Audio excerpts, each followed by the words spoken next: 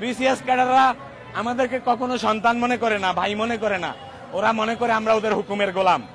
ওদের বাসার জাইঙ্গা দেওয়ার জন্য কনস্টেবলদেরকে নিয়ে যায়। পুলিশের ভিতর যদি স্মার্ট কোনো ছেলে থাকে ওইটাকে নিয়ে যায় বাসায় জাইঙ্গা দেওয়ার জন্য, যে তুই তো বেশি স্মার্ট, তুই আমার জাইঙ্গা দিবি।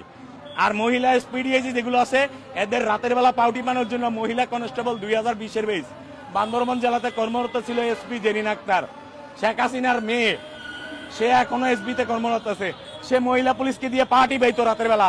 আমার কাছে রেকর্ড আছে, কান্না করে বলছে, ভাইয়া রাতের বেলা মহিলা এই এসপি সাহেবের পার্টি বা লাগে ভাইয়া, তার ব্লাউজ কাপড় চোপড় যা আছে আনুষঙ্গিক তা ধুইতে হয় ভাইয়া। তারা জামাই বউ একসাথে ঘুমায়, সকালবেলা কাপড় ধুইতে হয় মহিলা কনস্টেবলকে। কেন? ওরা কিসের বিসিএস? এদের মতো বিসিএস কে আমি নিকুতি করি। I challenge this BCS cadre.